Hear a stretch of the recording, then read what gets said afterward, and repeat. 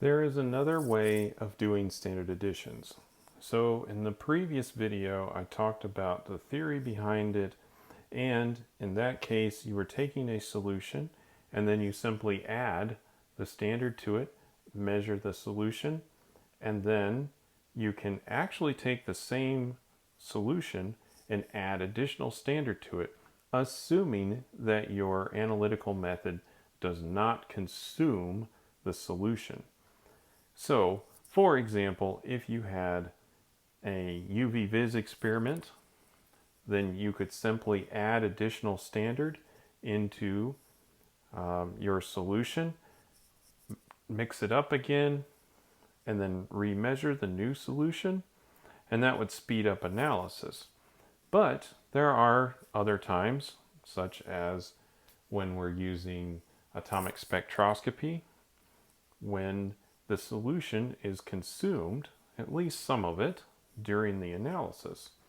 So there's a different kind of standard additions that we can employ, and that is that we'll take the same amount of unknown and add it to a volumetric flask, several volumetric flasks, I should say, and then we will add a different amount of standard to each flask. After we do that, we'll dilute to the mark the same final volume for each one. So I like to use, as an example, we'll have our volumetric flask, and in the first one, we will add 10 milliliters of our unknown, our analyte, so our X solution, and then for our standard, we'll add 0, and these are 100 milliliter flasks.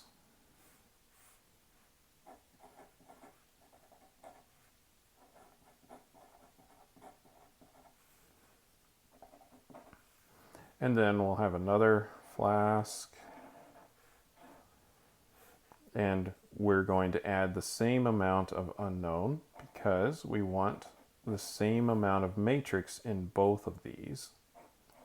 We'll add 10 milliliters of our standard, or 1, it depends on how concentrated you make your standards, and 10 in here, say 20.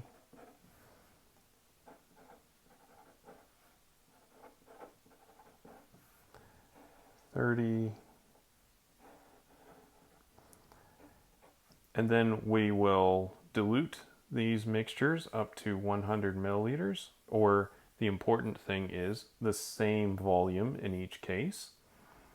And that way we'll have the same amount of matrix in every sample, and we'll have a differing amount of analyte, or standard, in there. I suppose it's a different amount of analyte because the standard is the analyte. We're artificially increasing its concentration by adding other standard. Now, in this case, I'm not going to go through the whole derivation of what to plot. It's similar with a small difference. So in this case, the plot is a little simpler to produce, I believe. We just take the concentration of the standard in each of these flasks. So once it's been diluted, we want to use the diluted concentrations. And we plot versus the intensity of our sample mixtures. And we will again get a line like this. And similarly to our previous example, we are looking at this particular value when it crosses the x-axis, so when y is 0.